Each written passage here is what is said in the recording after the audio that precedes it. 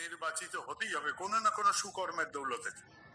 আমরা কেউ না এরকম আমি মানি না, আমরা সবাই কেউ কেটা, আমরা সবাই কেউ কেটা। ওই যে ভিখারি যে ভিক্ষা করে খাচ্ছে, সেও যখন জয়গুরু বলছে এরকম করে বুক চিতিয়ে, আমি মনে করি তার সাথে ঠাকুর দাঁড়িয়ে আছেন, আর তার সাথে যখন ঠাকুর দাঁড়িয়েছেন সে মূল্যবান, আর সে কখনো অপঙ্ক্তি হতে পারে না।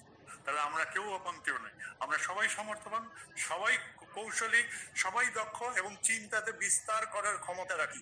আমার চিন্তাতেই বিস্তার হবে, সংগঠনের বিস্তার হবে, ঠাকুরের বিস্তার হবে, সৎসঙ্গের বিস্তার হবে, সবকিছু বিস্তার হবে। ঠাকুর বলছেন ফুল ফুটলেই গন্ধ বেরোবে, এর কোনো মানে নেই যতক্ষণ না তার দিয়ে হাওয়া হতে হয়। তাহলে আমি হাওয়ার কোনা, আমি এই হাওয়ার প্রবাহ, তাহলে আমি কেউ নই। কে বললো?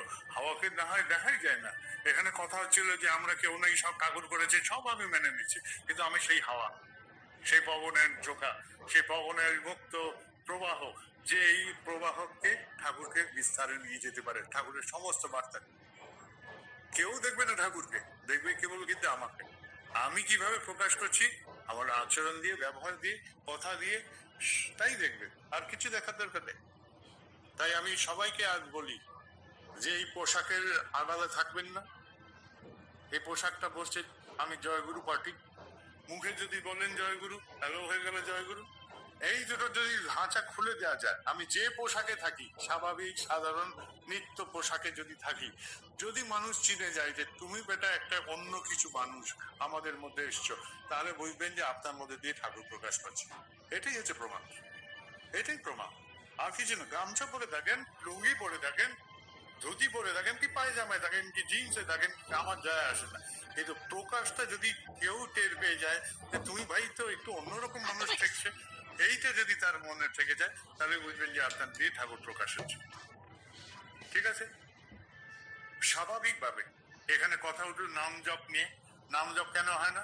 যে আমাদের কর্ম কিছু আমরা পেন্ডিং রাখি। বড়দের নামে বসছেন, না হচ্ছে না, কি না একটা চেয়ার তার স্থান থেকে অন্য স্থানে রাখা হয়নি, এইটার জন্য তিনি উঠে নাম থেকে উঠে চেয়ারটাকে স্থানান্তরিত করে যথাস্থানে রাখলেন, নামে বসে গেল। পেন্ডিং কাজ নামে বসতে দিচ্ছে, সামান্য একটা চেয়ার।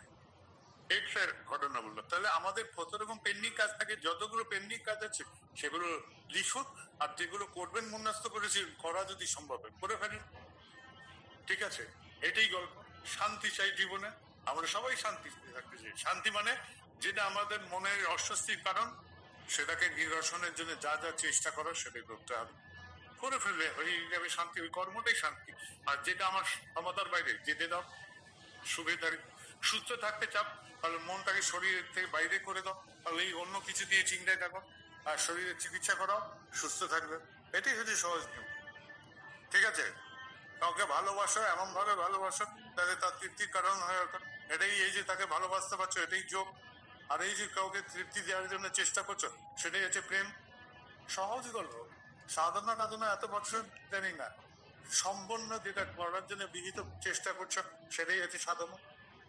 একদম সহজ ভাবে যেটা সম্পূর্ণ করার থেকে কোনো বিহিত প্রচেষ্টা করি, সেটাই সাধনা। আমার রান্নাটাকে সম্পূর্ণ করার জন্য বিহিত চেষ্টা করছি, তাহলে রান্নার সাধনা হয়ে গেল। সহজ ভাবে একদম। এই হচ্ছে জীবনের গল্প। যেটা যা করবে, যেটাকে তুমি সম্পূর্ণ করার জন্য যে বিহিত চেষ্টা করবে, সেটাই তোমার সাধনা। একদম এটাই করবে। একদম এইভাবে সহজভাবে জীবনটাকে বুঝি, আর জীবনটাকে নিয়ে গেল। এত কঠিন জটিল ব্যাপার কিছু নেই। ভালোবাসতে হবে যদি ঠাকুরকে, তাহলে ভালোবেসে দেবো।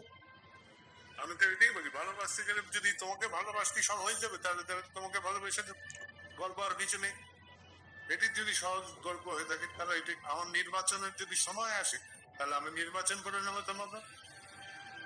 ওই যে একটি ঋত্বিকের গল্প বলেছিলাম কনফারেন্সের আগে, যে তার বৌমা প্রেগনেন্সি, বাচ্চা উঠে গেছিল, এই গল্পটা বলেছিলাম।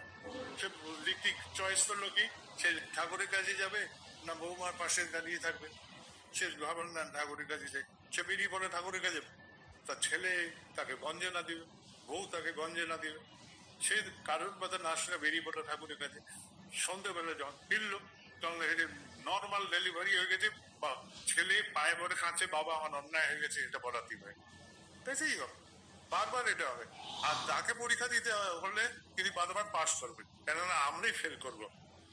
পরীক্ষককে যদি পরীক্ষা নিতে যাই, তাহলে পরীক্ষক পাস করবে, কারণ তিনি সব উত্তর জানেন। আমরা একটা প্রশ্নের উত্তর জানি, ভাবছি যে সব উত্তর জানি। ঠিক আছে?